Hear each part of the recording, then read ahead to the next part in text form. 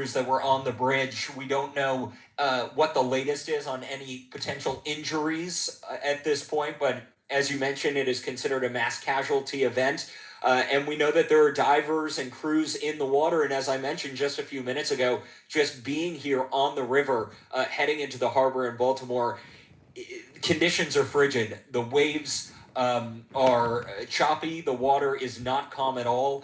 And I'm not sure what the temperature is at this hour, what supposedly it feels like, but I can tell you from my vantage point, it is freezing cold. I am in a heavy winter coat and it is still extremely chilly out here. The water potentially 47, 48 degrees. And so, Casey, that is why this was such an urgent search for these people who could be in the water, because if they're not in their cars, people can only live so long in water that temperature.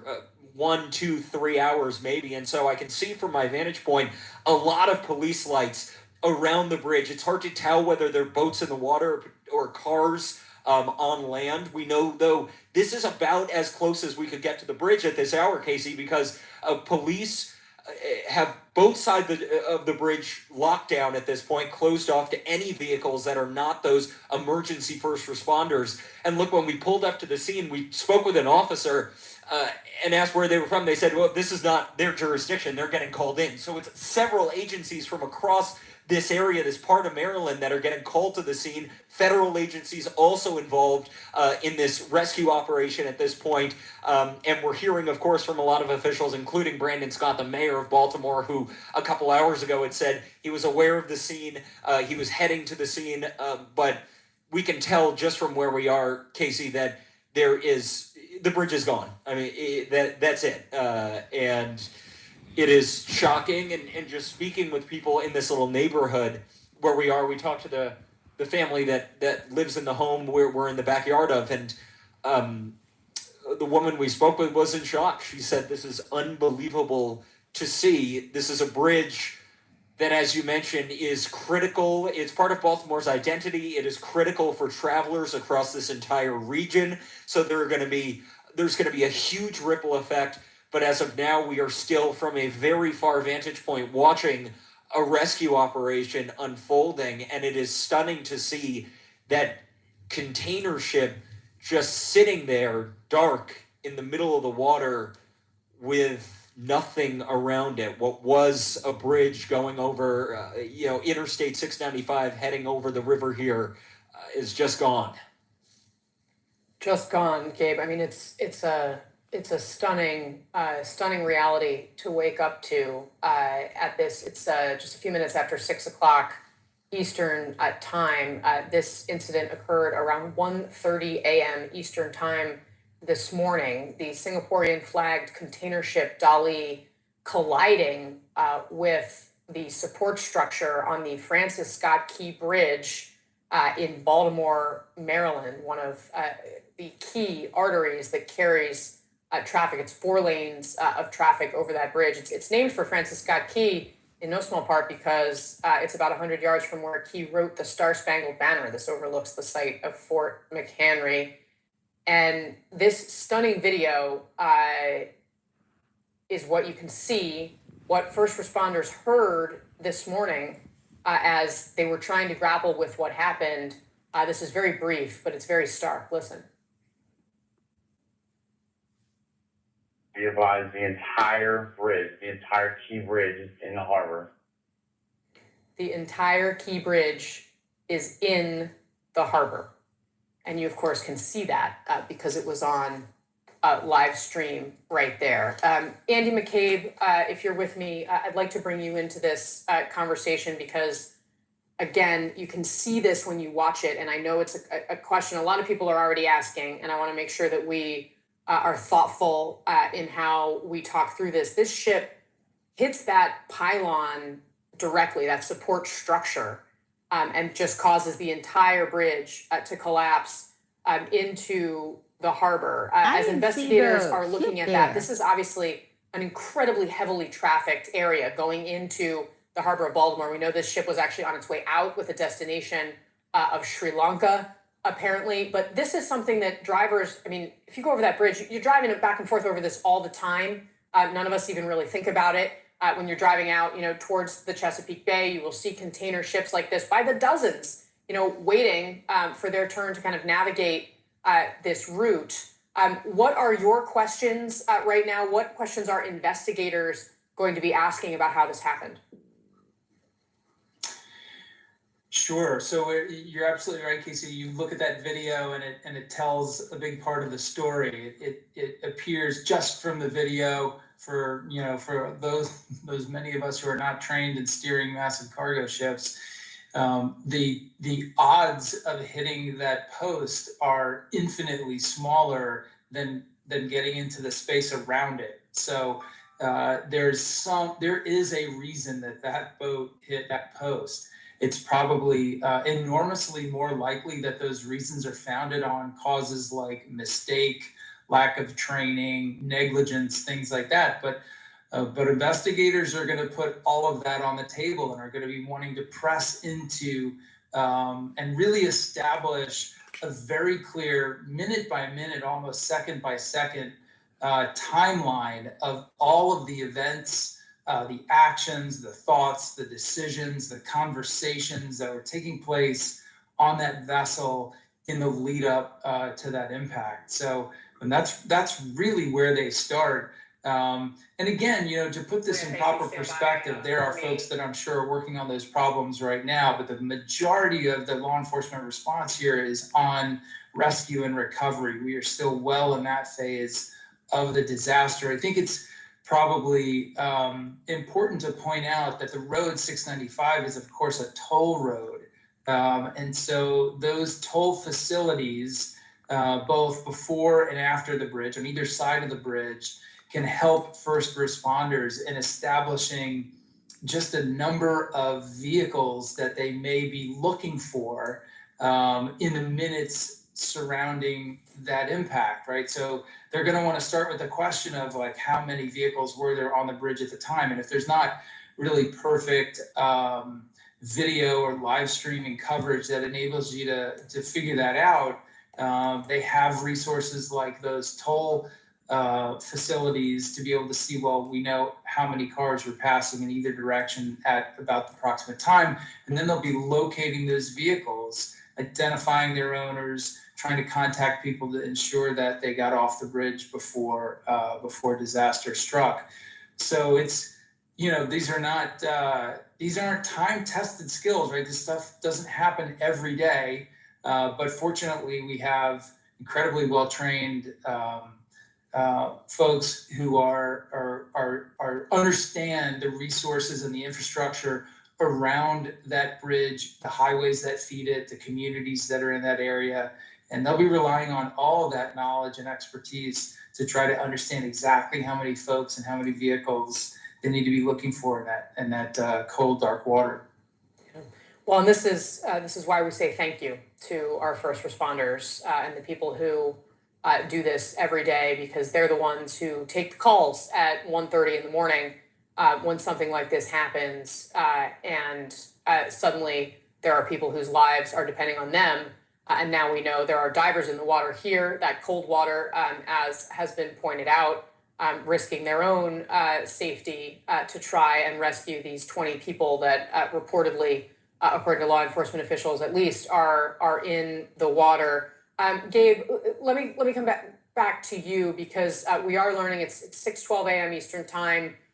We've been alerted that they plan a press conference at 6:15 a.m. Eastern time. So we do want to be aware of that. We're going to take that live when it comes in to us if we do hear officials at that time.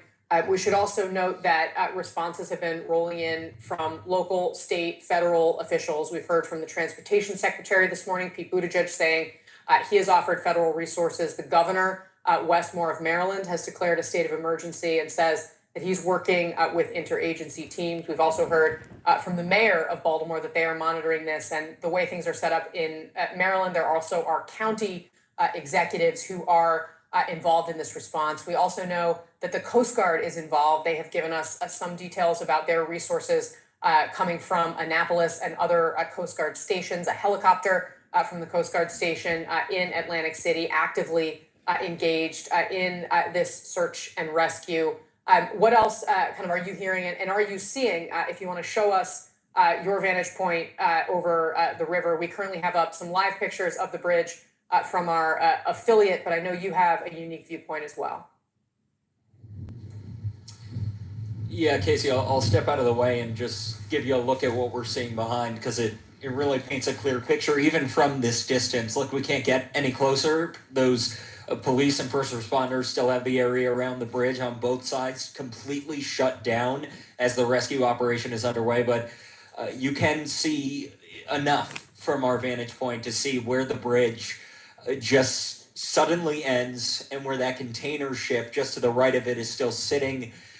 It seems in the middle of the water, no lights on it. It seems to be dark, and around it is seemingly nothing except the remnants of the bridge that was the key bridge. You can see some chunks of the bridge, and it's what's left. From the video, you clearly see the moment where the container ship collided with the column and sent the bridge collapsing into the water, broken into several pieces, and some of those pieces are still above water. But Casey, yeah, we're waiting for an update from first responders, because up to this point they really haven't said how many injuries there are, what they know about how many people are in the water. And they said it could be as many as 20 people that they were searching for here in the river, but that number was a little unclear. It was 7 at first, and we know that divers have been in the water. They are trying to pull people out, but the concern was that people were inside their cars, which had fallen when the bridge collapsed. And so we can see from our vantage point a lot of police lights. It's unclear if affected. As I drove up here and I looked at what conditions this morning would have been, temperatures, near 40 degrees, the water temperature around 48 degrees, but it is not mild out here. It is extremely windy. The water is choppy. It is, from our vantage point, frigid. I can feel, the cold, brutal wind, and I can only imagine what it is like for the crews out there and for anyone who might have ended up in that water. And that's why crews are particularly, those rescuers are worried, because a person could only last so long in water of that temperature. Yeah, no, absolutely, Gabe. And to that point, I want to bring in our meteorologist, Derek Van Dam, to give us a little bit more context on this. Derek, as Gabe is reporting and experiencing himself, it might be spring, but it is cold out there, and 48-degree water is much colder when you are in it than 48-degree air. What are these people dealing with? Yeah, in fact, cold water drains body heat about 4 times faster than cold air physically does. So that's really saying something about the survivability times of the potential of people in the water. We don't know how many people, but assuming what we've seen on video and the reports we're getting from authorities on the ground, that it is likely that people here are in the water. So what are they dealing with? What are they contending with? Well, a 50-degree water temperature might not seem like that cold, but it can be very deadly, and it is because of the risk of hypothermia, because of the risk of cold shock. Your heart rate increases, your breathing increases, your blood pressure even changes. And we've got this graph to just give examples of how long, this is plus or minus an hour or two on either side of this, but water temperatures within 40 to 50 degrees, a human survivability on average is between 1 to 3 hours, and we're approaching the 5-hour mark since this event occurred roughly 1:30 in the morning. So there's a lot to be said and a lot to unpack with what conditions are like in the water, but also above the water as well. Think about the search and rescue operators that are on the scene as we speak. You heard Gabe talk about how frigid it feels like outside. Well, that is because of the wind chill. Right now, the air temperature is roughly 37 degrees near Baltimore, but the winds are enough of a factor. I know it looks light here, but that's enough of a factor to bring down those wind chill temperatures. That is your apparent temperature on your exposed skin as you step outside to roughly 36 degrees. So as we look as temperatures through the course of the day today, will bottom out about 34 and reach a high of 51 today. So water temperatures, absolutely frigid and could be deadly, Casey. Yeah, no, Derek Van Dam. Derek, thank you very much for that. Again, for those of you who are just joining us, it is 6 8:18 a.m. here on the East Coast. We are waking up to this just horrific breaking news. The Francis Scott Key Bridge in Baltimore, Maryland, collapsing into the Patapsco River after it was hit by a container ship. You saw it there hit the support pylon on the left side of your screen and collapse down into the river. The reports coming over the trans as emergency response officials were grappling with this, say the bridge, the Francis Scott Key Bridge, is in the harbor. This is a major commuter route in the Baltimore, Washington region. It is known as the Baltimore Beltway. It is 695 is the name of the highway. It circles the city of Baltimore. It is the main transit route for many, especially trucks carrying hazardous materials. We have heard our early reports from Baltimore City fire officials were that 20 people were in the water, as well as a number of vehicles, including one vehicle that was the size of a tractor trailer. Unclear if that's actually what it was, but it was described as being the size of a tractor trailer. The ship in question, called the Dali, it was outbound from Baltimore Harbor heading for Sri Lanka. And as we said, it hit that pylon, according to the Coast Guard, at 1:27 a.m. ET this morning. So we are now waiting for officials to brief the media with what they know or don't know about how this happened and the current search and rescue efforts that are underway. We know that there are divers in the water trying to rescue people that may have come off that bridge. One county executive, the Anne Arundel County executive, noting that he was praying for construction workers who may have been on that bridge at the time of this collapse as well. So you've got cars that were driving across it, potentially construction crews that were working on it. Of course, there's the crew of the ship itself that is also feeling the ramifications, potentially in danger. And now, of course, you have first responders in the water trying to do the best they can to pull people out. We've also heard from the Coast Guard at this hour. They say that they have sent boats as well as helicopters from their station in Annapolis, their station in Curtis Bay, the helicopter coming down from Atlantic City Air Station. So this really a response at all levels of government. Now, Juliette Kayyem, I know this is actually exactly your area of expertise, government response, risk management, crisis management. Can you help us understand how these agencies are working together at this hour and what happens next? Right. So the focus is on response. It's going to be led by the Coast Guard and then local and state officials. So I want to. And Juliette, excuse me, let me just interrupt you briefly. I have not yet mentioned that we also heard from the Federal Bureau of Investigation, from the FBI, that FBL Baltimore personnel are on scene. So if you could help us understand their role here too. Yeah. Okay, so there's different pieces. So let's start with the response. The response is we're hoping that people are still alive. I have to admit, because I can, I only want, it's a low probability event that people would have survived for this long. We just know that. And so relatively quickly, that response apparatus, especially with daylight, will then begin to shift to the pieces that we're discussing. The first is the investigation. Look, we have to find out whether there's something called a harbor pilot on this ship. Harbor pilots are brought in by the jurisdiction and help a ship get out of a high-risk area, as we're seeing. This, so this looks to me, and I've talked to people in the Coast Guard this morning, that this was such a direct hit that we have to assume either mechanical error, in other words, they could not control the ship, and there might be radio discussions to that extent, or no one was in charge. In other words, so that someone just left the steering. So you're going to look to how could this happen? The third is the bridge itself. This is a span bridge. It means, as anyone who's ever been over one neck, it's connected like a domino. And so a single hit in an area is going to bring the whole bridge down. It is not survivable. This is not a patch fix. We're seeing what is going to happen. So then the fourth piece, as we're discussing with all these federal agencies, is now the alternative. The city has to move, the nation has to move, and what alternatives are available first for hazardous materials. This to me is the biggest focus.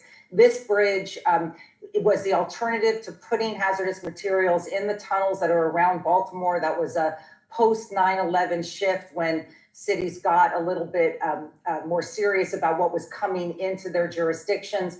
So you're going to have a hazardous material problem of things getting out of these waterways. So what alternatives are available? And then you have the citizens of not just Baltimore, but of course Maryland and DC, and the Secretary of Transportation working with state transportation officials and local transportation officials are going to have to find alternatives and also work with the private sector to relieve the traffic and transportation demands that normally exist on a regular day. These alternatives are often worked through, but normally for short-term weather events, right? You have to, let's say you have to close a bridge, a couple hours. This is going to be months, and it's going to have a national impact. Our waterways, our supply chain systems, our navigation systems, the maritime system are all connected. And something like this happens, however rare, its ripple effects will impact commerce and other transportation demands that this nation has. So I'm not surprised that the Secretary of Transportation is on this. Their job is to start to help the city and state get alternatives because that's what we need now as well as we look at this horrible incident and try to hope that people are still alive. So response, investigation, and then the alternatives are the three different areas that we're looking at now in any crisis. And then the federal pieces are going to fit into all of those at this stage. Okay, Juliet Kayyem standing by for us. Thank you, Juliet, very much for that. We've got what look like officials walking to microphones here at this news conference that we have been anticipating. We are going to listen in here. We are going to bring you whatever details we can about who these folks are. Let's hope they identify themselves at the top. BCFD, that's Baltimore County Fire Department. And they, of course, have been providing much of our information this morning. Let's listen. Okay, good morning. My name is Chief James Wallace. I'm the Chief of the Baltimore City Fire Department. I'm joined this morning by our Mayor Brandon Scott, Council President Mosby, Councilwoman Porter, County Executive Johnny Oshevsky, and Baltimore County Fire Chief Joanne Rund. Our brief this morning will be an update on the search and rescue operation that's ongoing at this point. So at approximately 0140 hours this morning, our 911 center dispatched a call to the Baltimore City Fire Department for reportable water rescue in the Patapsco River in the area of the Key Bridge. As units were responding, they began to receive numerous calls indicating multiple people in the water. At some point during that chain of events of calls, we began to receive indications that a ship may have struck the Key Bridge.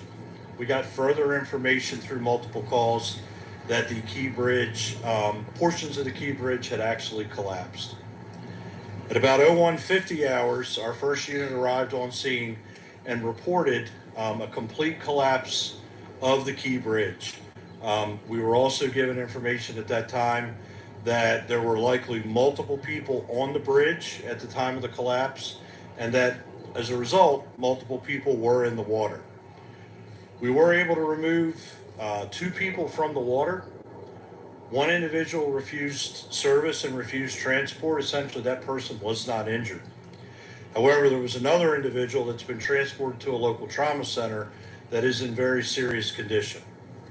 At this time, we have multiple air assets from the Maryland State Police, as well as the Baltimore Police Department, as well as multiple marine assets from around the region, including Baltimore City, Anne Arundel County, Baltimore County, as well as multiple local and state police agencies, National Resources Police, BPD Special Ops Unit is in here, Maryland State Police is here. We have multiple resources.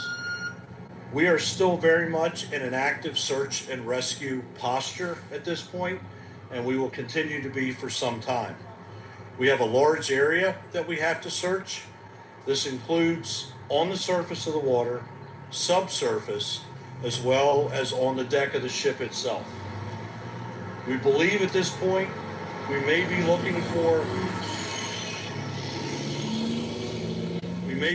for upwards of 7 individuals. That's the latest information we have. However, what I will say is the information that I'm giving you right now is as of right now. That's what we know right now. This is a very large incident. It involves a very large footprint. Multiple agencies are operating, therefore information is subject to change as we get more intel and as our crews work through the morning. Over the next 8 to 12 hours, you can expect to continue to see our air and maritime assets functioning out on the water and in the air above. We need to do damage assessment of the ship itself before we can board that ship. And we need to continue our subsurface search, which is including different types of sonar. We have side scan sonar. We have other sonar capabilities here. We have underwater UAVs that we're working with.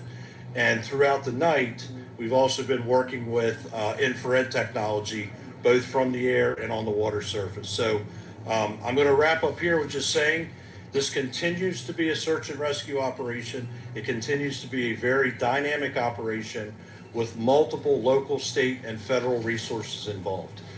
With that, I'm going to turn it over to our Mayor Brandon Scott. Thank you, Chief. Everyone, this is a unthinkable tragedy. We have to first and foremost pray for all of those who are impacted, those families.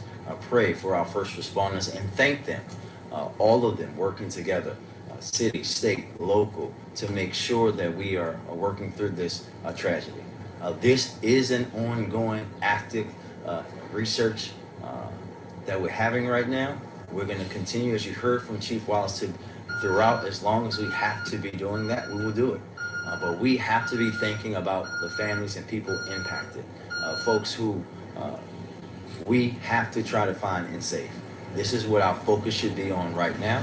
We're going to continue to work in partnership with every part of government to do everything that we can to get us through the other side of this tragedy. And with that, I'll turn it over to County Executive Olszewski. Thank you, Mayor Scott.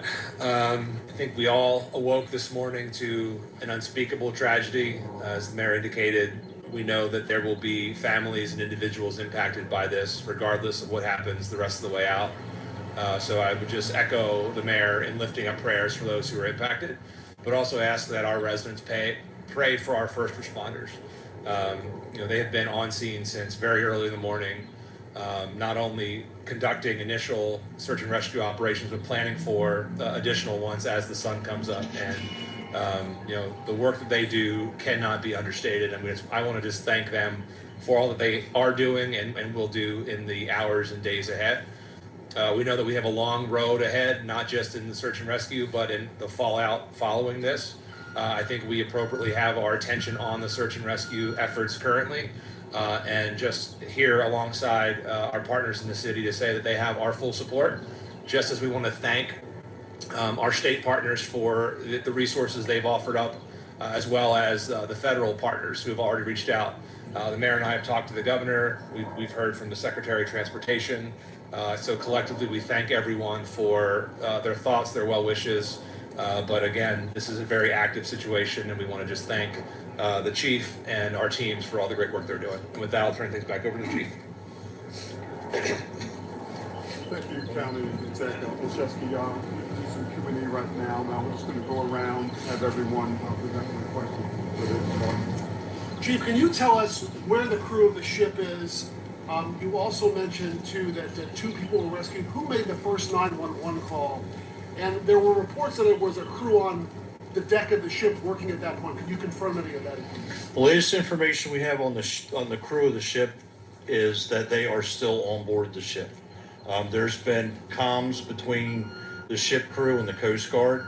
So as part of the overall operation, we communicate through the Coast Guard with the ship. And I'm sorry, your other questions? There were 2 people taken. Who made the first 911 call? I don't know who made that call yet. Okay, and then were there other workers on the deck of the ship or the deck of the bridge at this point? We had heard that information. Can you confirm that? We were being told there were workers on the bridge. We have yet to confirm that. We'll work with MDTA to obviously to get that information. About how many cars were on that ship? Last question. On the deck of the bridge at the time it collapsed. You know that? Don't have a number. I can tell you our sonar has detected the presence of vehicles submerged in the water. I don't have a count of that yet.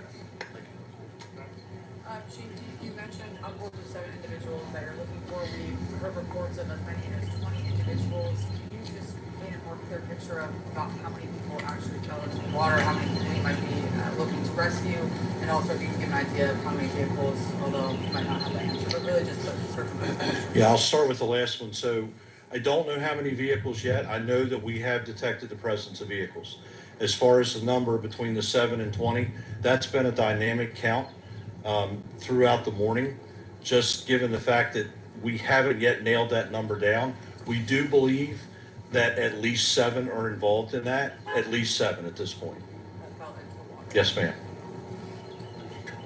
Yeah, and I know you said the crew was accounted for according to the Coast Guard on deck. Do we know if any of the crew members were part of these 7 people that may have been in the water? We do not. That's also survivability and waters around this country is not very long. I want you shift focus to more So we'll be guided by our dive teams. We will determine what the temperature of the water is.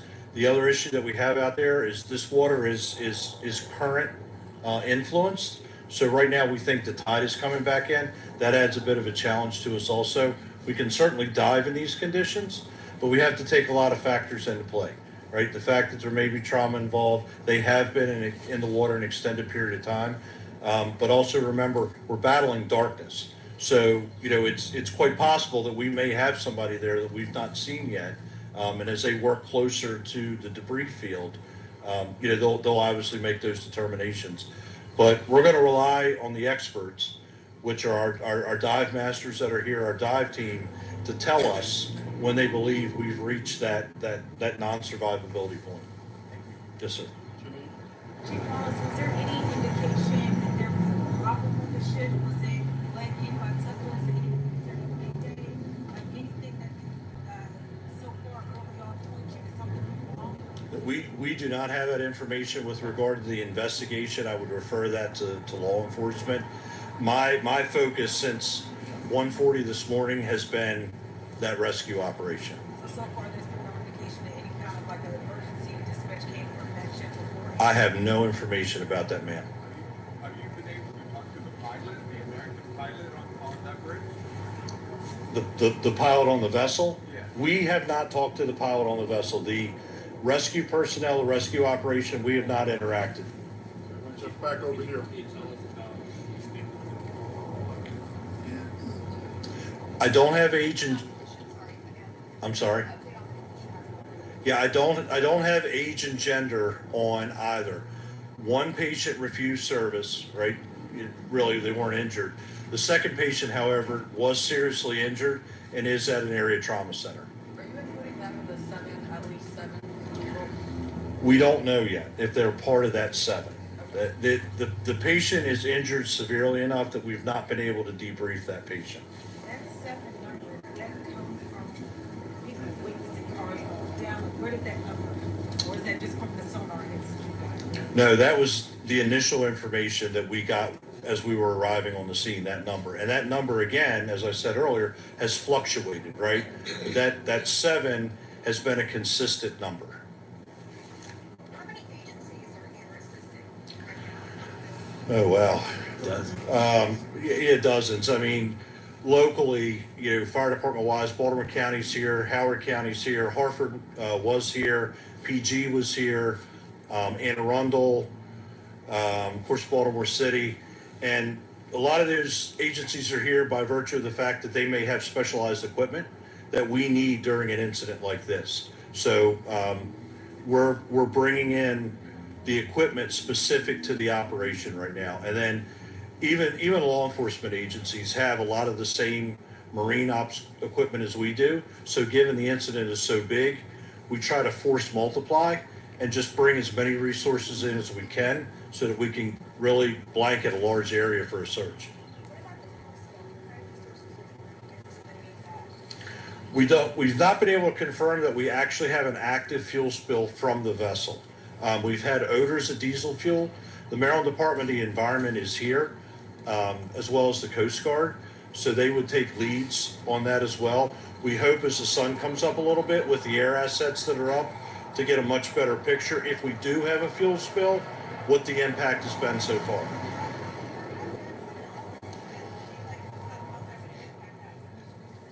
Yeah, Maryland State Police has been here. Foxtrot is also working this. There are 2 air resources right now. I don't know that we won't bring any more in, but right now they're the 2 primary. Air reconnaissance on something on the open water is just an invaluable resource. And we've been very fortunate to have it, because as we put people out in the dark on the water to conduct searches, they have that degree of overwatch for those assets. So it's been an invaluable resource.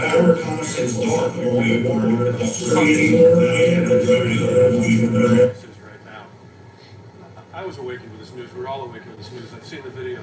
What do you make of the totality of this incident? What are you thinking about what you've seen and what this community's experienced?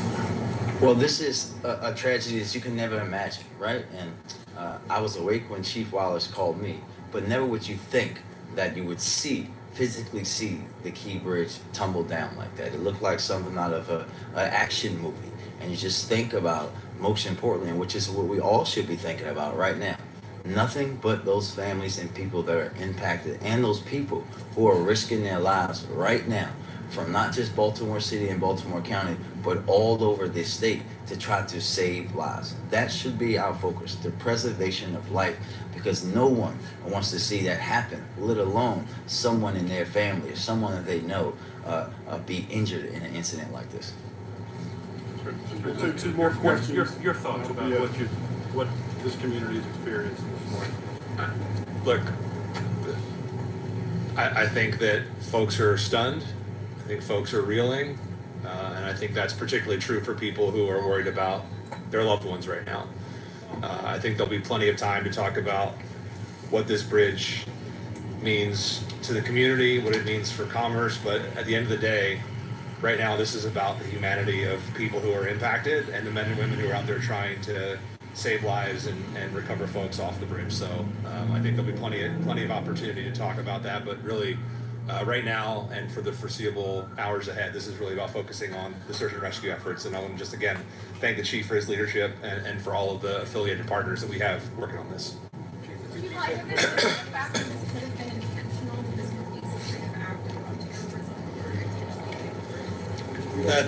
That's not my focus here, ma'am. That's part of the law enforcement investigations. I would defer to the proper authorities for that. And actually, we saw something similar to this happen in Philly when 95 came, a portion of that came out. I know you said that you guys have spoken to Secretary of Transportation Judge. Has he made any comment about assistance like we saw in Philly to get this?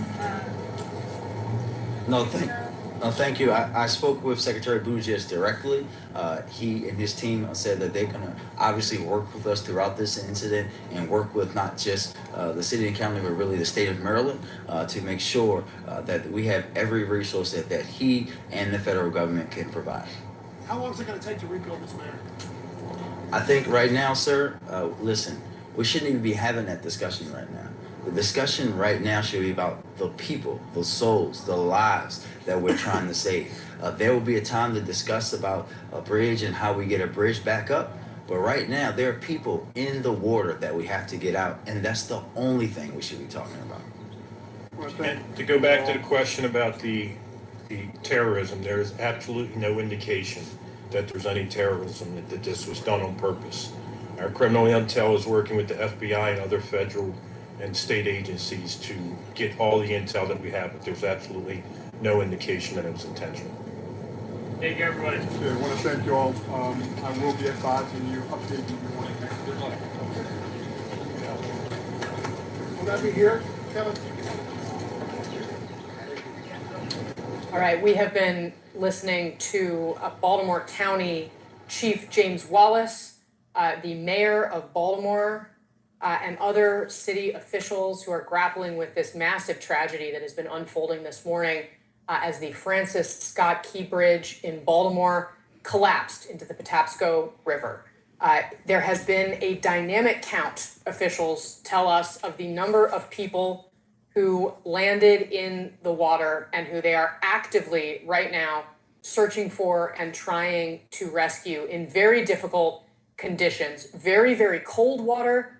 And as the chief noted there, water that has a current.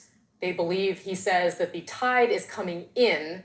So that, of course, makes it that much more difficult for officials who are engaged in a search and rescue for the individuals that landed in the water when what you are seeing right now happened this morning at about 1:27 a.m. this morning, Eastern Time.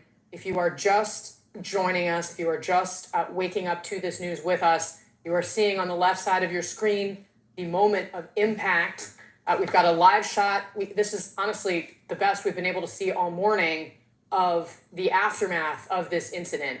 On the right side of your screen, this is video coming in from an affiliate as the sun is coming up. The other challenge, the chief said, with these rescues is, of course, the darkness. And they are really just getting their first daylight look at what has happened here. That container ship, you could see it a little bit better on the right-hand side of your screen just a moment ago, directly connecting with that support pylon of the Francis Scott Key Bridge and leading to its complete collapse. We heard some of the calls that came in when officials first got to the scene, and the line was, the entire bridge is in the harbor.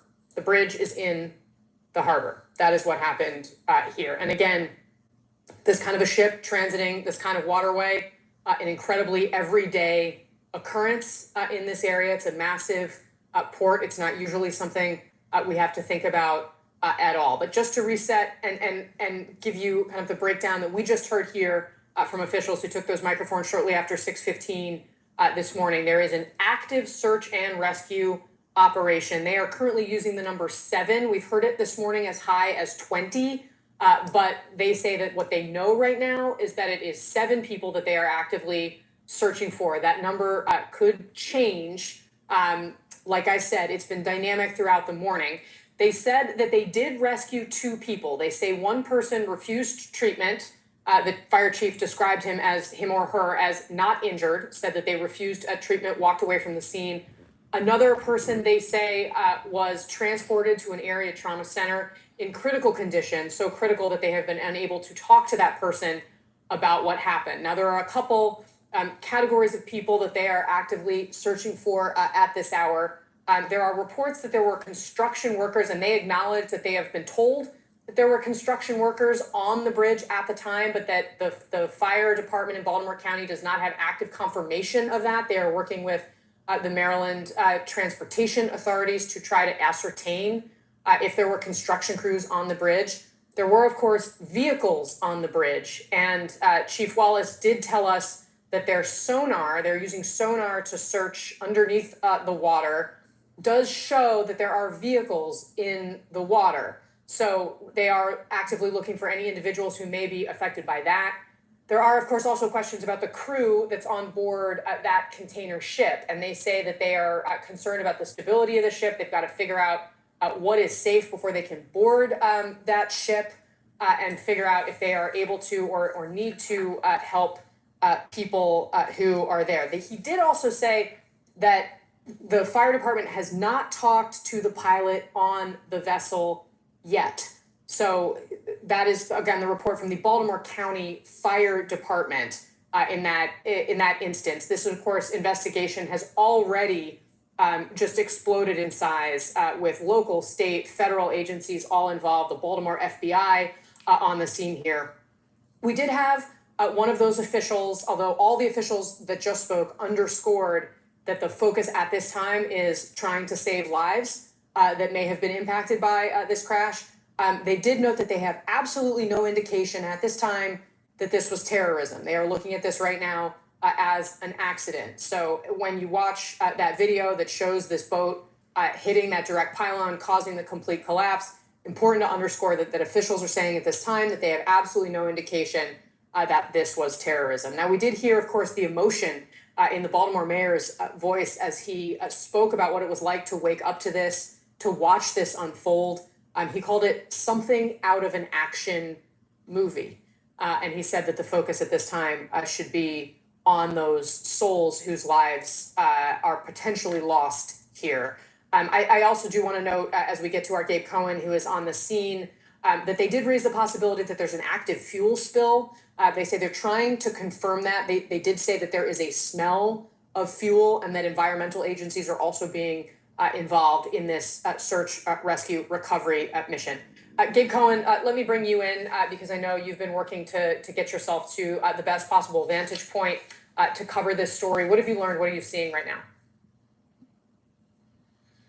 Well, Casey, as we finally have some daylight here in the last few minutes, it's stunning what we can see from our vantage point. I want to step out of the way so we can push in on this scene where we're finally getting a sense of the rescue operation that, as you mentioned, is currently underway on the Patapsco River.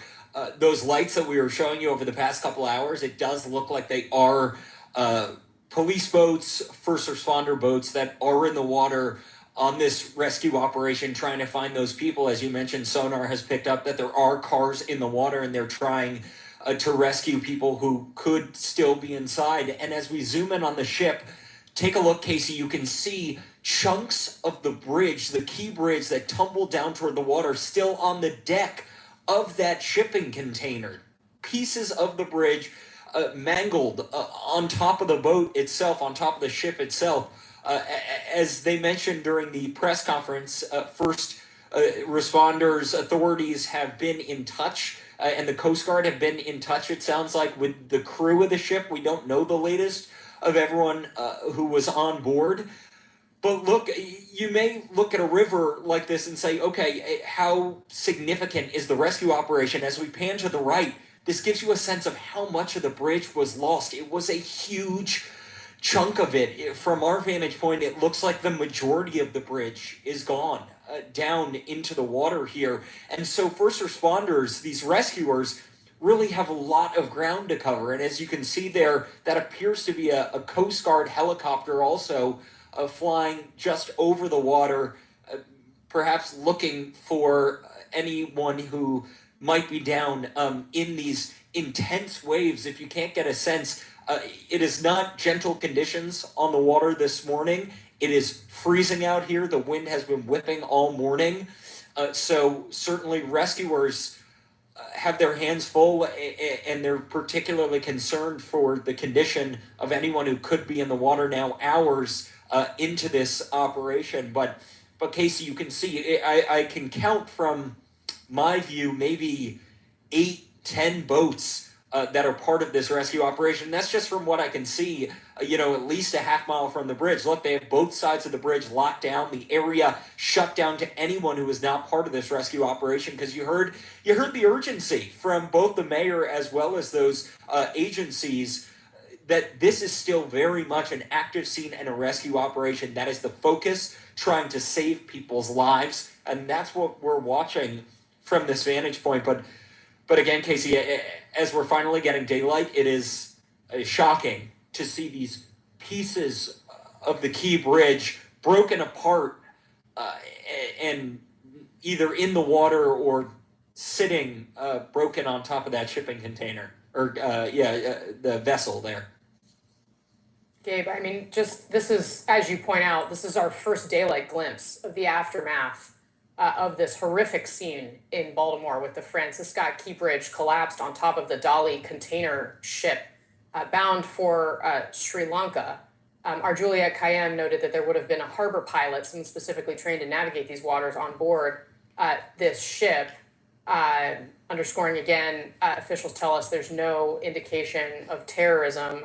Chief Wallace of the Baltimore City Police Department, not Baltimore County, I misspoke earlier, the Baltimore City Police Department telling us the efforts right now are on the search and rescue as they really are racing against time to try to get anyone impacted by this out of water that is so cold. Our Derek Van Dam told us that human survivability is only around 3 hours or so in water that is the temperature, the 48 degree temperature that we understand that water to be. Again, this unfolding at 1:27 a.m. We've been showing you the moment of impact. Now we're able to show you the Baltimore mayor is absolutely right. This is out of an action movie. That twisted metal on top of that ship as we see those rescue boats there.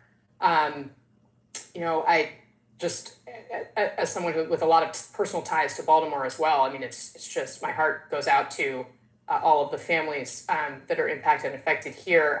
Let's get to our Kevin Liptak, who's at the White House. We understand that the President of the United States actively monitoring this situation. Kevin, what can you tell us? Yeah, certainly White House officials, like the rest of the country, absorbing the totality of destruction as the sun comes out today. And we are hearing from White House officials who do say they're closely monitoring this incident. And I think the most important thing that we've heard from the White House this morning is telling us that there's no indication of any nefarious intent, terrorism or otherwise. And we obviously heard that from the local officials as well. But certainly as we start to piece together what exactly happened here, that option, it seems to be off the table. As federal law enforcement begins to engage, we are hearing from a White House official that there's no indication of nefarious intent. What we have also heard from the White House is that the Coast Guard is sort of taking the lead in terms of the federal response at the moment, in terms of the search and rescue for those who remain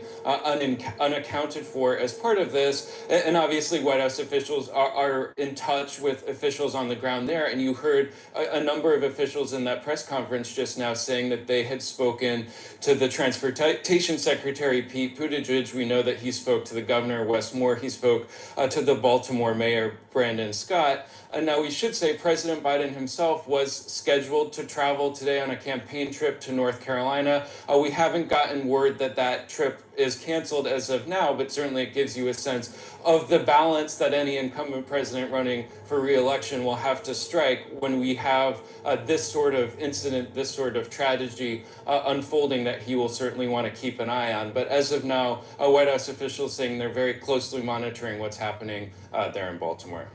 Yeah, all right, our Kevin Liptak for us at the White House. Kevin, thank you very much. Let me bring in briefly Andy McCabe as we approach the top of the hour. Andy, we did hear from officials saying very clearly that at this point they have no indication that this was terrorism. What do you make of officials being able to make that claim at this point? Also knowing, of course, the FBI is on the scene and involved in this investigation. Well, I think that makes a lot of sense. They're basing that, no doubt, on the fact that there's a dearth of or an absence of intelligence or information that would point in that direction. Now, you have to, of course, always caveat that with we're at the very beginning stages of this effort. As the officials there in the press conference indicated, 99% of their focus right now, if not 100%, is on rescue and recovery, like identifying victims and pulling as many of those folks out of the water as quickly as they possibly can. So you don't really know where things are going to go after we get through this phase and they make more substantial contact with the individuals on the vessel. They're actually able to sit down and start asking some questions about how this whole thing happened.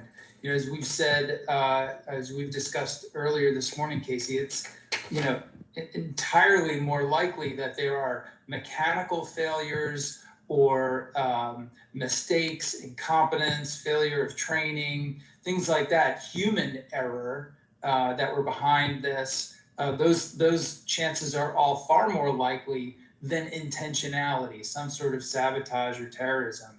And I think it's good that we're hearing from officials that they're considering that, but at this point, they have no indication that that's the case here. I'm sure if we asked them the follow-up question, they would probably also say they have a long way to go before they have a solid understanding of exactly what led to this horrible event.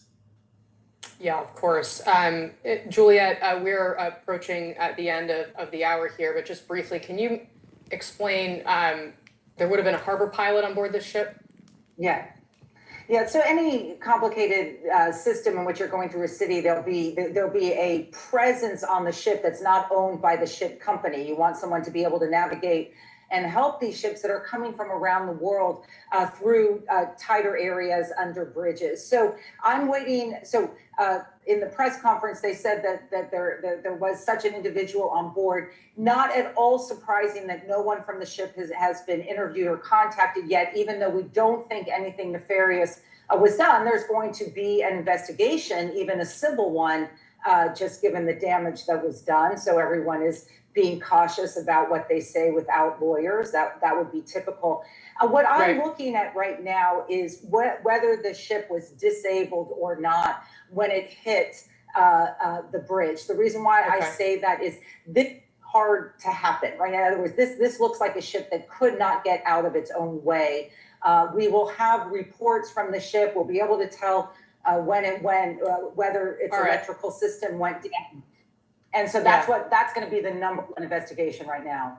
Of course. Julia Kayem, Andy McCabe, I want to thank you both for joining us early on this morning. And I do just want to take a moment of personal privilege. I mean, I keep this Orioles mug on this desk every single day that I broadcast here. I have very strong family roots in the Baltimore area, and watching these pictures of this bridge that my family have driven across many times, our hearts goes out to Baltimore. It is one of the strongest places in our country, and I know it is going to bounce back from this, but we are currently praying for all of those people who have been affected by this, and especially for those first responders. Thanks very much for joining us. Don't go anywhere. Our breaking news coverage continues on CNN right now.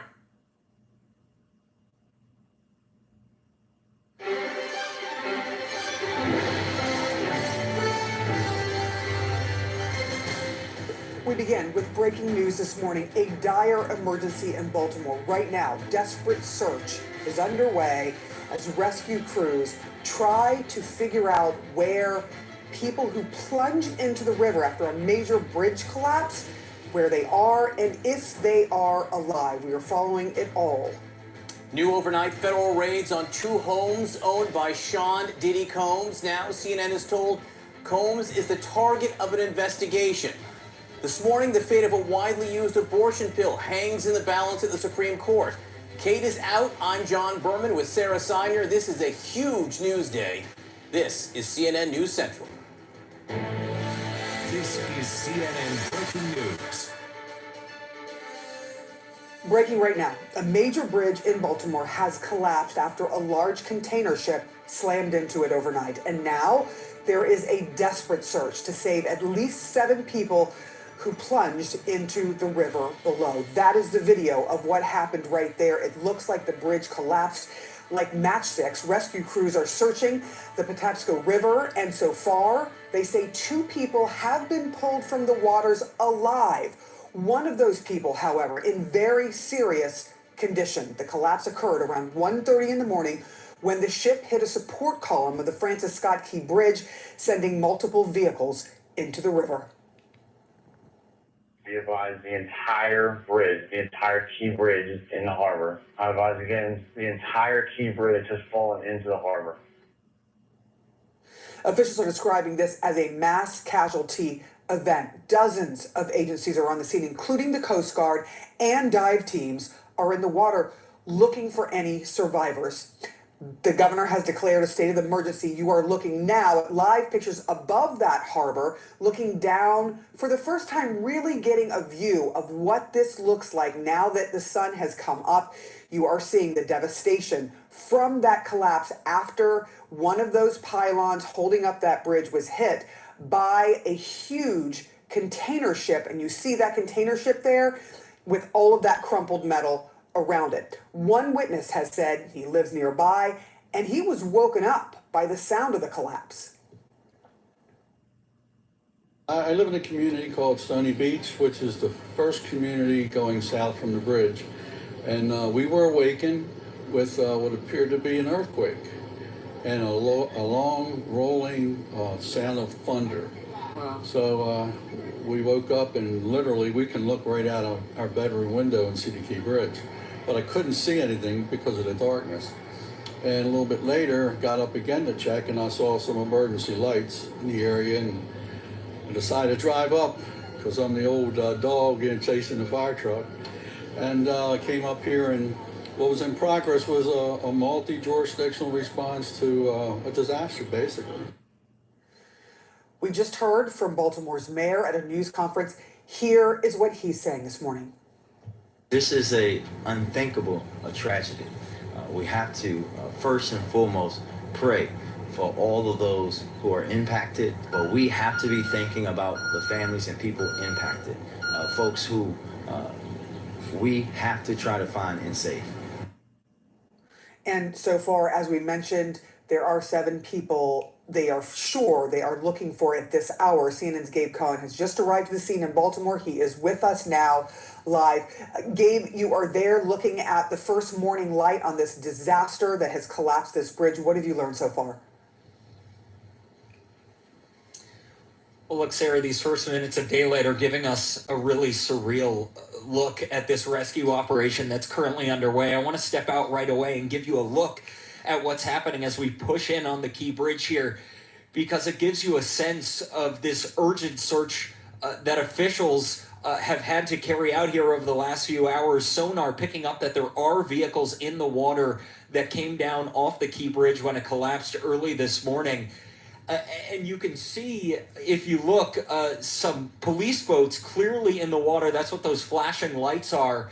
And as we push in on that container ship, those are chunks of the Key Bridge mangled in the water, at least one of them strewn across the deck of that ship that's still sitting there in the river as rescuers are around it trying to find anyone who might be alive in the water. As you mentioned, officials have said they're searching for at least 7 people, but they don't know the exact number. But this is a long bridge, a wide river. From our vantage point, you can see clearly a huge chunk of it that's gone, Sarah. The gap between the two sides, it maybe is a half-mile long. It's hard to tell from our view, but look, they have shut down both sides of the bridge as this rescue is underway. This is about as close as we could get. But it is stunning to see what was the Key Bridge, an extremely important route, not just for people who live in Baltimore, but anyone who travels the so-called Acela corridor between Washington and New York. This is Interstate 695. It is really a highly trafficked road. There are going to be implications there in the hours, days, months ahead, but right now the focus is on this urgent search for any possible survivors who could still be in this choppy water. And just to give you a sense of conditions right now, according to online data, this water might be around 48 degrees. The weather this morning, high 30s, low 40s, but just being here along the water, extremely strong, frigid wind. The water is choppy. Conditions must be brutal for crews out there, and they are searching a very wide, a very expansive part of this river anywhere where the bridge has collapsed. And we can see it is a huge area, a Coast Guard helicopter flying overhead, and what from our vantage point looks like maybe a dozen boats in the water looking for people. It is so disturbing just to watch that collapse happen. That happened around 1:30 in the morning. We should also mention that the police chief, James Wallace, has said that sonar has detected the presence of vehicles in the water, underneath the water. So those rescue crews are out there desperately searching for anyone who may still be alive after this collapse. And as you said, up to 7 or more people they believe are still missing. Gabe Cohen, thank you so much for your reporting this morning. I'm going to toss to you, John. All right, let's give people a sense of exactly where this bridge is right now. You can look here on this map. This is Baltimore. This is the Key Bridge. You can see it is the outer bridge from downtown Baltimore, and this span right now, it is in the water. It is in the Patapsco River in Baltimore right now. I just want to play again so people can see the ship hits the pylon there. I'm going to reverse that right there. That pylon right there, that big ship runs into it. The entire bridge falls into the water there. And again, just so people have a sense of the area we're talking about, this is the Key Bridge. This is Baltimore Washington International Airport. So you can imagine if you're coming from the Northeast down to BWI, you may very well go over that bridge. This area right here you're looking at, a lot of warehouses, Amazon, McCormick, important companies. So this is a huge transport corridor up and down the East Coast. Let's get a sense of what it would be like for people who may be in the water right now, because as you heard, there is a search for up to 7 people. Derek Van Dam is with us now. We heard water temperatures of about 48 degrees. What does that mean, Derek? Yeah, well, that's downright dangerous for anybody who enters water of those temperatures. Cold water, remember, drains body heat roughly 4 times faster than cold air can. So with a water temperature of 48 degrees, the reasonable survivability time is roughly 1 to 3 hours. With those types of water temperatures, give or take a couple of hours on either side of that. That is what we're dealing with here. Remember, hypothermia, cold shock, that is the concern. As you enter cold water with water temperatures in the 40s, your heart rate increases, your breathing increases, and of course your blood pressure changes as well. Another complication within this search and rescue effort is the current high tide that is pushing certain amounts of water into the Chesapeake Bay and into the Patapsco River region just outside of Baltimore. We currently have coastal flood warnings in effect for the entire Chesapeake Bay as water approaches high tide roughly at 8:20 this morning. So you can imagine the search and rescue boats not only navigating the choppy waters that are being pushed in from the Atlantic Ocean, but soon, within the next hour or so, we're going to see a reversal in the tides as low tide approaches around 3:10 this afternoon. And then that will also complicate trying to keep those boats in a steady position, not to mention the winds that will be picking up through the course of the day today, because you see this approaching from the west, that's an approaching cold front, and that is going to advance eastward. Right now, we're dry, visibility at 10 miles, so about as clear as it can get, but with the approach of a cold front, we anticipate winds to pick up, and we anticipate the chance of rainfall to enter into this equation to complicate the search and rescue efforts that are ongoing. John? All right, Derek Van Dam. So those people, if they're still in the water, they need to get them very, very quickly. Derek Van Dam, thanks to you. Can we just put the daylight aerial view of the situation in the Patapsco River so people can see what we are dealing with right there? Just look at that picture for a second. Let's just stay on this for a second. You can see that entire span of the Key Bridge is in the water. That is 695. That is a major beltway in a major American city that's at the bottom of a river right now. And there you can see Dolly, that huge cargo vessel, just wedged in there right where it has been since about 1:30 a.m. this morning when it crashed into the pylon that's supporting that bridge, leading to this just major infrastructure disaster. Again, that is an image you simply never see. That is stunning, stunning footage, Sarah. It truly is. And John, one of the things that really struck me in listening to the police chief, James Wallace, is he talked about the 2 people they were able to rescue, one of whom is in very serious condition, not able to even speak to them about what that person experienced. The other person walked away and refused medical services, was okay enough to be able to just say, I'm fine, and was able to go on about their day. Fascinating to hear that, and the fact that there are now at least seven people they believe are still in those frigid waters. On top of the fact that you talk about this bridge, you look at this expanse, daily there's about 31,000 cars, traffic that uses this expanse. Like you said, it is a major area of commute, and it is going to cause a lot of problems. But right now, the real focus is on trying to save those who may be in that frigid water, including vehicles that sonar has detected underneath the surface. All right, we're going to have, of course, much more ahead on the emergency response to this bridge collapse and the search for those who may still be in the water. Also breaking overnight, Sean Diddy Combs is now a target of a federal investigation after the Department of Homeland Security raided his homes in Miami and Los Angeles. What we're learning about that investigation this morning. Also, the battle over the abortion pill heads to the Supreme Court today, the first major case on abortion since the court overturned Roe versus Wade. Have your wedding where you dress how you want, love how you want, and drive off into the sunset how you want. Your day should feel like a wedding only you can have. With the Not Vendor Marketplace, you can discover vendors for every wedding, but especially your wedding. See it all for yourself at the Not Vendor Marketplace, where you'll find the most vendors of any U.S. wedding site. Everything is fun on a trip to Texas. You could do this, or try this. It doesn't even matter what you do. Actually, it does matter. I'm obsessed with food, sports, and music. This is our trip to Texas. Go get your own.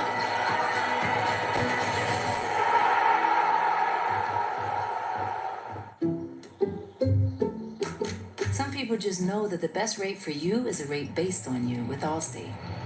Because you know that just because it fits in the cup holder doesn't make it to go. And you know how to brake without breaking everything. And you're definitely not doing, okay, I don't even know what this is, but you're definitely not doing that. With Allstate, you're connected to a rate based on you. Call 1-888-ALLSTATE for a quote today. Healthier means taking the first step on your mental health journey.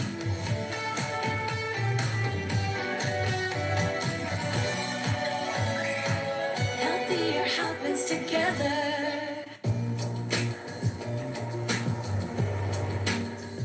Discover hand-selected hotels around the world. Find the detail that moves you with Chase Sapphire Reserve. Make more of what's yours. Hey, you singing this? Wait, where's the dish? There ain't one. You're telling me you can get direct TV, the good stuff, and you don't need a satellite dish? Oh, I used to love doing my business on those things. You're one sick pigeon. Them dishes kept the rain off our beaks. We just have different priorities is all. Satellite-free direct TV. Never thought I'd see the day. Well, our lifespans are quite short. Stream DirecTV without a satellite dish. I'm gonna do this thing with my neck, just for a bit. At Olive Garden, sauce is the soul. It's what takes you on a tour of Italy. And chicken and shrimp carbonara to the next level. Made from scratch every day. It's one of the ways we put more in, so you get more out. You know that feeling of having to rewash dishes that didn't get cleaned? I know. Cascade Platinum Plus has me doing dishes differently. Scrub, soak, nope. I just scrape, load, and I'm done. Platinum Plus is Cascade's best clean ever. With double the Dawn and double the scrubbers, it removes the toughest grease and food residue for an irresistible clean and shine. Rewash? Not in my house. Upgrade to Cascade Platinum Plus. Dare to dish differently.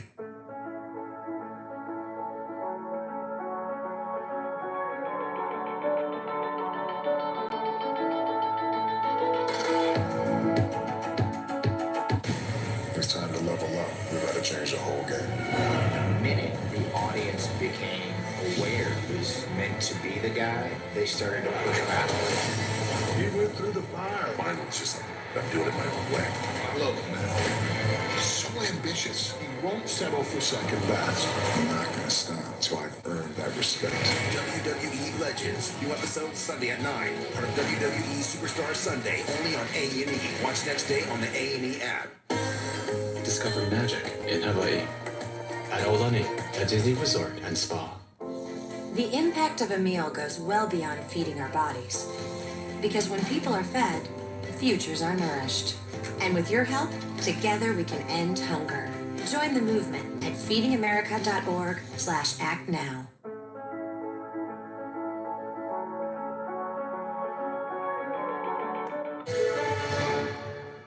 All right, you are looking at live pictures of the Francis Scott Key Bridge in Baltimore in the water. That is a huge cargo ship that ran into a pylon in the bridge overnight. The entire bridge collapsed. 31,000 cars, vehicles a day pass over that bridge. It will be some time before any goes over that span again. At this moment, there is a search and rescue operation underway in that water, in the Patapsco River. They believe as many as 7 people could be underwater right now. Sonar picked up signs of cars in the water. This collapse, again, happened overnight. We have video here I can show you of the wall of the moment it happened. If you could take me right now, guys, you can see the cargo vessel running into the pylon right there. The entire bridge collapses into the water. How did this happen? What happens now? With us is CNN transportation analyst and former Inspector General at the Department of Transportation, Mary Schiavo. Mary, we're looking at these pictures, which are really hard to digest, hard to really process. What are the questions you have this morning? Well, first and foremost is in any a ship, traffic way, navigable waterway, there are usually pilots or tugboats or persons on board to direct the ship. So the inquiry from the National Transportation Safety Board and others will start with who was on board, who was commanding the ship, who was in the pilot house, what were they doing, who was the local pilot, the river pilot to direct them, or were there tugs that were not at their places? So there's so many questions about the steerage of the ship. And then, of course, they're going to turn to the bridge construction. What's interesting in U.S. bridge collapses is there are 2 major causes. One is a ship or barge hitting the bridge. It's happened in many states over the years. And the other is often if the bridge was under work or under construction. And certainly they will be investigating those 2 reasons as well. And those seem to stand out in the United States, at least in modern times, to explain what happened in bridge collapses. So just so people understand, again, the stunning pictures right there. If we can look at the map and maybe push in a little bit on the map here so we can see the area that I'm talking about. This is 695. This is the Francis Scott Key Bridge right there. You can see it's the outer bridge in the Baltimore Harbor, the last bridge out as you head into the Chesapeake Bay. But this is a really heavily trafficked waterway, Mary. I mean, the inner harbor is in there. Right. All kinds of shipping vessels are going in and out of this area every single day. So this clearly was some kind of a catastrophic accident here. Oh, absolutely. Some kind of a catastrophic accident. They're going to be focused on what was going on the ship, but also those support piers. The old, it's a mainstay of engineering that there are 3 parts to a bridge construction: the mass and inertia to protect it against wind, the stiffness of the trusses to keep it together, and then, of course, the stays to keep the bridge on its supports. And so in modern times, what they have done is built up bulwarks and cement pilings and all sorts of things to keep the barges or ships from hitting those supports, because once those supports are weakened and the bridge span is weakened from the support, that has explained the problem in a lot of bridge collapses in the United States, even a major one here in Charleston back in the 40s, the 1940s. Mary, I'm going to jump in here. The Maryland State Transportation Secretary is speaking. Let's listen in. Great. Authority, the toll authority, and our federal, state, and local partners immediately responded to the scene. At this time, this is an active search and rescue mission. We know there were individuals on the bridge at the time of the collapse working on the bridge, contractors for us. Our partners from the U.S. Coast Guard will provide some more information momentarily. In terms of traffic, drivers should avoid I-695 Southeast Corridor and use I-95 and I-895 as alternatives. I-695 is being detoured southbound at exit 43, the Peninsula Expressway, and northbound at exit 2, Route 10. Vessel traffic into and out of the port of Baltimore is suspended until further notice, but the port is still open for truck transactions. Obviously, we're very thankful for the first responders who are carrying out their efforts in these rescues, and that they're doing this all through the night and today, and we're praying obviously for everyone's safe return. We'll continue to provide updates to you, the next one being approximately 9:30. With that, I will turn it over to Lieutenant Colonel Palmer from the U.S. Coast Guard. Good morning. My name is Lieutenant Commander Aaron Palmer from Coast Guard Sector Maryland National Capital Region. I'm the current acting Chief of Response for the sector. The Coast Guard's primary mission right now is search and rescue, looking for any survivors in the water. On scene, we currently have 3 small boats. We also have Coast Guard Cutter Mako, an 87-foot patrol boat. We have a helicopter from Air Station Atlantic City, and we're working with numerous federal, state, and local partners on scene on these search and rescue efforts. Thank you.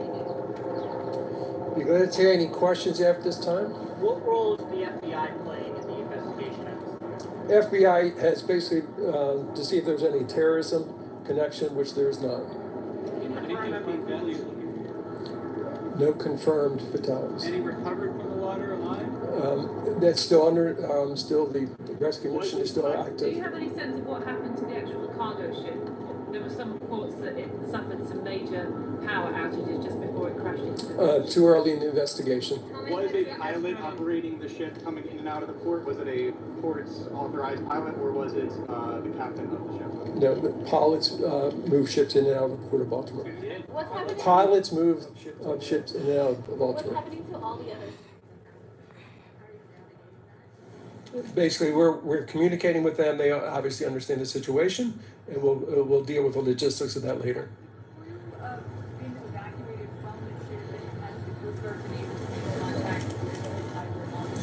That's all being done right now. I don't know the exact details of where they all are, but yes, obviously we're contacting them.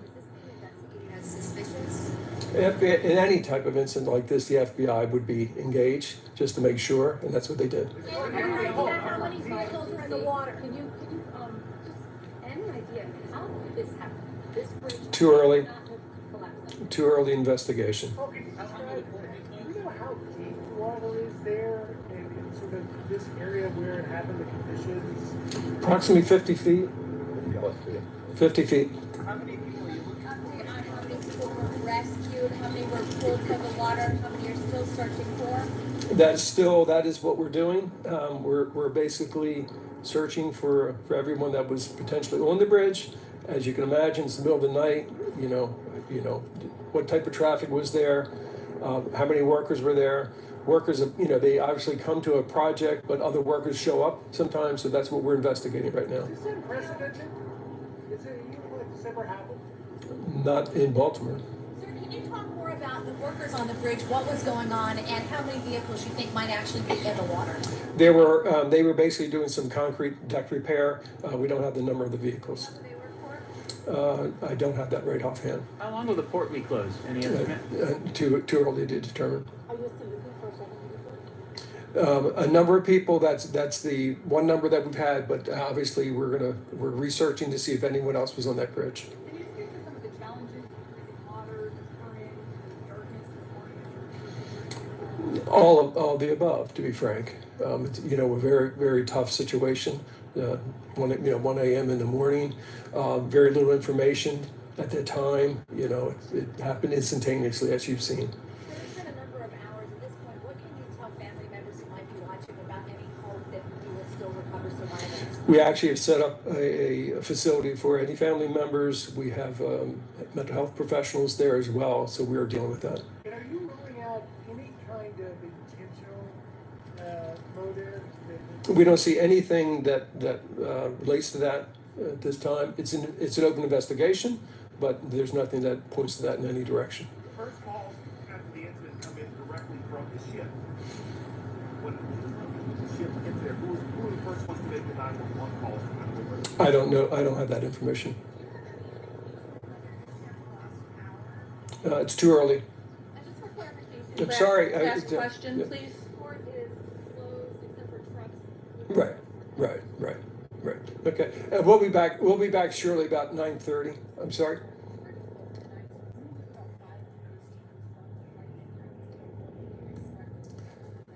All right, you were there listening to the Maryland State Transportation Secretary.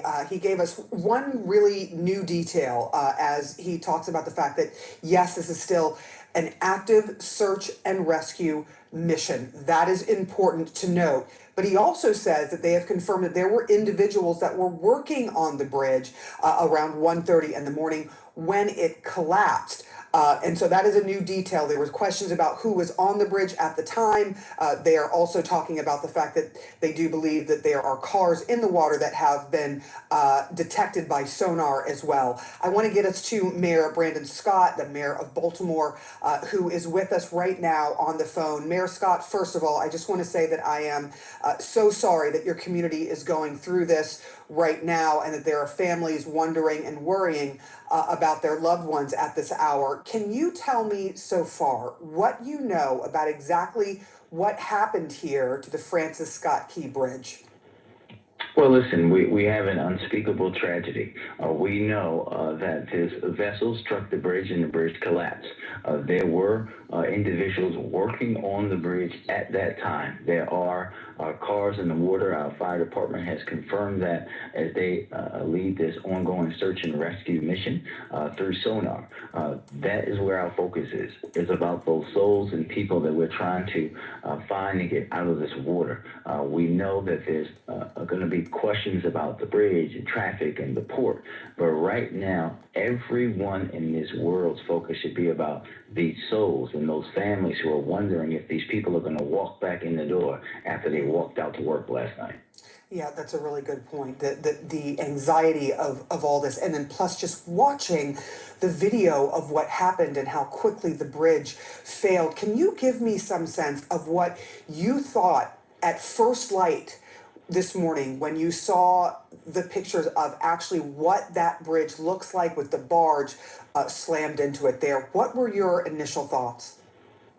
Well, it was something out of an action movie. It's something you never think you would see. And being here right now, looking at it, is even more surreal. And it just makes you think about, again, those families, those individuals that were on that bridge, those folks that even on that vessel, even more, because no one should have to endure. And I'm going to be the first to ask that CNN and everyone else stop showing the video. No one needs to see a possibility of their family member being severely injured or otherwise over and over and over again, because it's just traumatizing our community.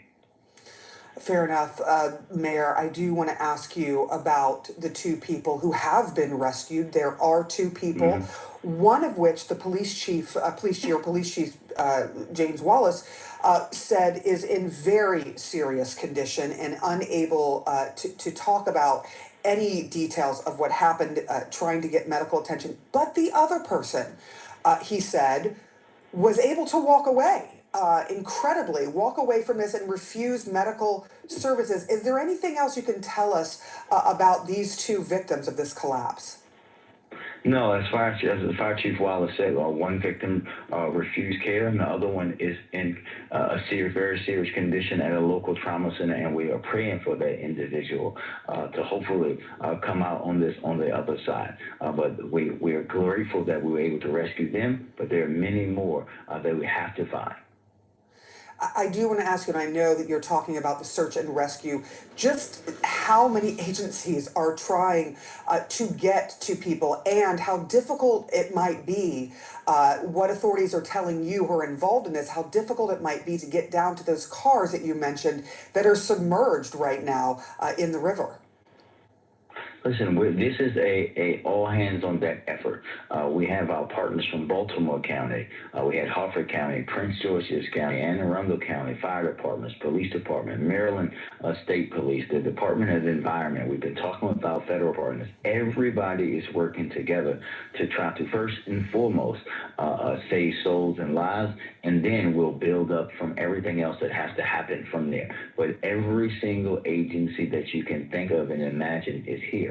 But when you're thinking about the diving missions themselves, you're talking about water that's very cold. You can see the wind, you can see the tide, and you can see how wide of an area that we're talking about, all of which will make the search and rescue even more difficult.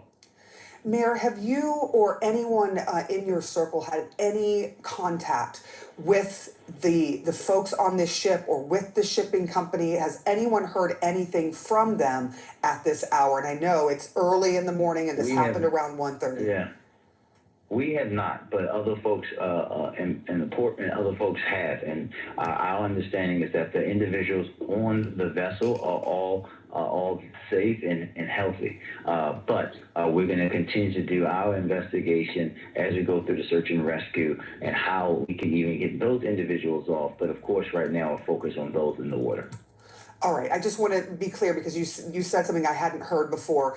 There was concern that there were individuals that were on the deck there as this smashed into the bridge, and you were saying that what you have learned so far is that the individuals So that far, are on, yeah, that could change, obviously, yeah. But the word that we got that the individuals on the vessel were okay. Now that of course can change, just like the number of folks that were on a bridge can change. Everyone has to understand how much of a fluid situation this is. But we're going to continue to provide the best information that we have. and I just want to tell you right now, because you may not be able to see this, I know you're out on the scene, that we are looking at first light. We're looking at a very close picture of the ship where it hit that pylon with the bridge sort of crumbled around it. You are seeing some of the smaller boats from the Coast Guard out there searching and trying to rescue people. Can you give me a sense of what you've been seeing, where you are, and what really strikes you about all of this as you're looking at these pictures that you described look like something out of an action movie? Yeah, listen, I can see it, so I'm not too far away. We're out. Our command center is here on the other side of the water. We can see that. I can see the boat. I've been down there looking and seeing the devastation, and it's just something that's very surreal. But for me, it just makes me think about the people, the souls, the lives, the folks that will be impacted by this for not just today, but for many, many years to come and for the rest of their lives. We are also seeing, just as you're speaking there, Mayor, looking at this just awful picture, knowing that there are people who have their vehicles slammed into the water. We're also seeing the Coast Guard helicopter that they mentioned is out there and how important that is to try and search and rescue. Mayor, thank you so much for taking the time this morning as this tragedy unfolds. I know this is difficult for you. I know it's difficult for the families and for the city at large. Please take care of yourself, and we will be, if you have time and you learn more information, please bring it back to us when you can. I really appreciate your time, Mayor. Absolutely. Thank you. Our breaking coverage of the Baltimore bridge collapse continues in just a bit. Also this hour, sources are telling CNN Sean Diddy Combs is now the target of a federal investigation into alleged human trafficking. This is connected to that raid that we all saw in his homes in LA and Miami. What we are learning about this investigation this morning. At Olive Garden, sauce is the soul. It's what takes you on a tour of Italy. And chicken and shrimp carbonara to the next level. Made from scratch every day. It's one of the ways we put more in, so you get more out.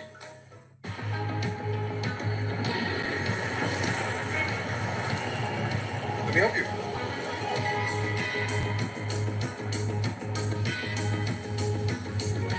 Here, make yourself comfortable. Need a charge?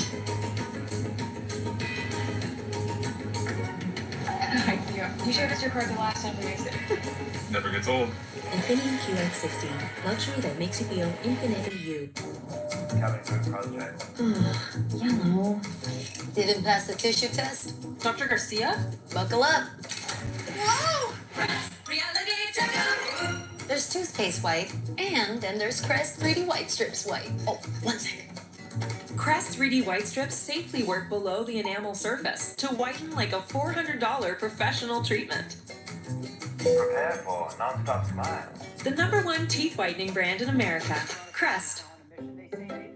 You know poop is coming, but you know you have nothing to fear.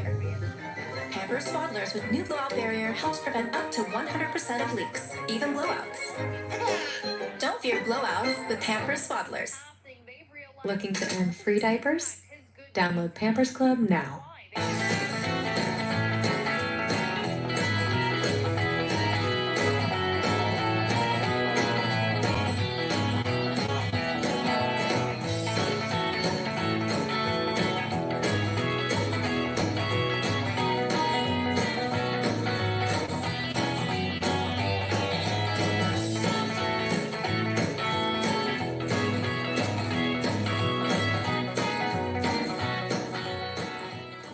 Is crawl space damp and musty? Mold can be toxic, so keep your family safe with the Crawl Space Ninja system, the ultimate solution for all of your crawl space needs. Our soda blasting technology is environmentally safe and removes mold and mildew without damaging surfaces. Enjoy peace of mind and expert customer service with our lifetime warranties.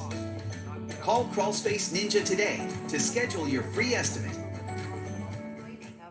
With the U.S. Bank Altitude Go Visa Signature Card, you get 4 times points on dining, so you can go for tacos. It's not even Tuesday. Plus, 2 times points at grocery stores and streaming services, so you're good to go full chef. And with 2 times points at gas stations and EV charging stations, you can go fill up and go all out. Go for more with the U.S. Bank Altitude Go Card. Get it today and live every day your way.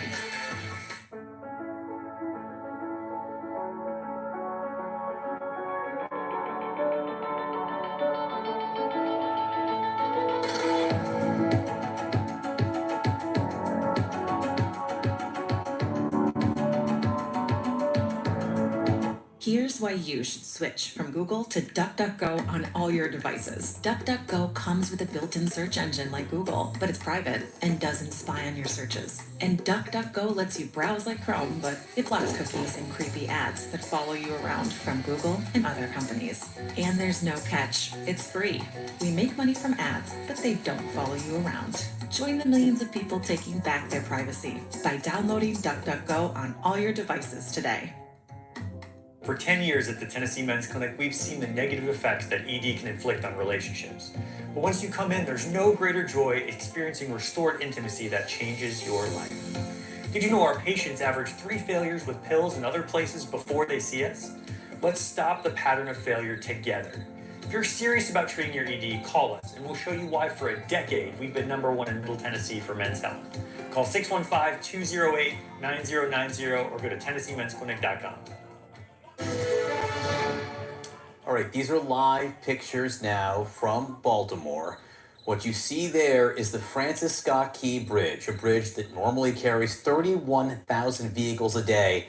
That bridge is in the water. It collapsed overnight. It collapsed when that ship you're looking at, a huge container vessel called the Dolly, crashed into one of its pylons a little bit after 1:30 a.m. in the morning, and the entire bridge fell into the water. It is believed that there were some cars and perhaps some workers, repair workers, on the bridge at the moment it collapsed. Authorities say right now there are search and rescue operations underway for as many as 7 people who could still be in the water this morning. The water temperatures are 48 degrees, so you can imagine how urgent that search is this morning. We do have some video of the moment it collapsed we can show you here on the wall. We're sensitive to the fact that we're showing you a moment that maybe people did fall and perhaps lost their lives, but it is important to see this moment. You can see the ship right there moving slowly, all too close to that pylon before crashing into it. All right, with us now is senior law enforcement analyst and former deputy FBI director Andrew McCabe. Andy, great to see you this morning. One of the things that everyone who has talked this morning, all the officials have made clear, is there's absolutely no indication whatsoever that this was intentional or that there was any kind of terrorism involved. Nevertheless, the FBI is on the scene. Why? Well, there are 2 reasons, John. The first is because when you have an event like this that calls for massive response resources, all of the local law enforcement entities, federal entities, whoever's in the area, because of mutual aid agreements, will show up and contribute whatever resources they have. The FBI has an accomplished, very experienced dive team. It's called the Underwater Search and Rescue Team. And I would expect that they are helping with this massive scene. You know, you've got a bridge that's over 1 mile in length. It's, as you said, in the river. You've got that's a lot of divers, a lot of side scan sonar equipment that they're going to use to try to locate vehicles and people and things like that. So they're probably engaged in that. And secondly, more traditionally perhaps, the FBI is probably helping make that initial determination of intentionality. They will look through all of their intelligence holdings to see if there's any chatter talking about plans or targeting about locations like this to see if there's anything in the background that we should have been aware of and watching for. Obviously, we've heard from numerous officials that that is not the case at this point. And then finally, I think they'll likely participate in ultimate interviews of the crew in an effort to really put a final seal on how this happened. In all likelihood, we're talking about some sort of a mechanical failure or potentially human error, operator error that was involved here, but not something intentional.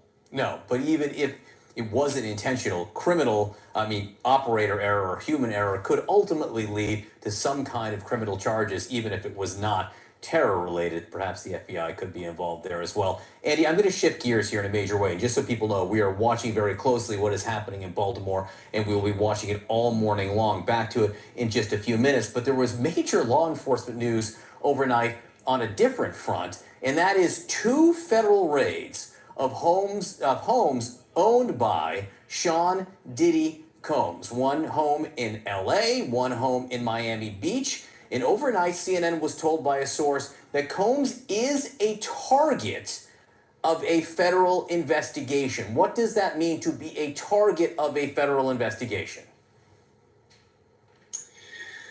Yeah, so that is not a good place to be. So, we now know, from what we observed yesterday, it's clear that Homeland Security investigators went to a federal judge and convinced that judge that there was probable cause to believe that there was evidence of a crime. We're not sure which one, but evidence of a crime in both of Mr. Combs' residences, the one in Miami and the one in LA.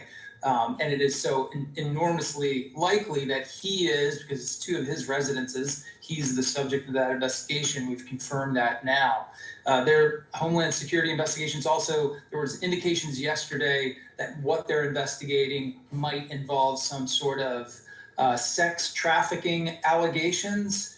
We don't know that for a fact. They've been pretty careful about not sharing too many details. But we also know, as a potentially related, maybe unrelated matter, Mr. Combs has been the subject of several civil allegations of that sort of activity over the last several months. So it's shaping up to be a very, very serious situation for Mr. Combs to be facing. As you said, he has been the subject of some civil action and allegations over the last several months involving some kind of sex trafficking. And the fact that it was Homeland Security that was doing these raids, I guess at the direction of the Southern District of New York, but Homeland Security involved in these raids. What does that tell you? And as people saw in some of the other footage as well, fully armed, heavily prepared as they went in for these operations. Why? Sure. So HSI, or Homeland Security Investigations, that's the primary investigative force for the Department of Homeland Security. And they derive their legal authority from DHS's responsibility around the borders, maintaining and policing our borders and transportation systems. So Homeland Security Investigations has a large investigative jurisdiction around the illegal or illicit transportation of all sorts of things: people, goods, contraband, technologies that we don't allow to be exported from the United States, things of that nature. So it fits with this idea of a sex trafficking investigation, which of course is the transportation of people for immoral purposes. So that kind of explains the Homeland Security angle. As for the large armed presence, both of these residences are very, very big. So it takes a lot of people to be able to go in there and clear that space, make sure there are no threats, things like people with guns inside, before the searchers can enter. And then secondly, any kind of a search of someone or their residence who is known to have carried a gun or been associated with a weapon in the past, as we know is the case with some prior criminal investigations of Mr. Combs, that's going to be considered an armed and dangerous situation. So that always brings out a very strong kind of security presence to make sure things don't go poorly. Andy McCabe, great to have you on this morning on several fronts. Thank you so much. Stand by. We may have many more questions for you about the major story of the day, which, of course, is this bridge collapse. The Francis Scott Key Bridge, the outer bridge in Baltimore Harbor, is in the water this morning. Investigations are underway. We have much more on that coming up. Also, a huge day at the Supreme Court. In just a couple hours, the fate of a widely used, the most widely used abortion pill hangs in the balance.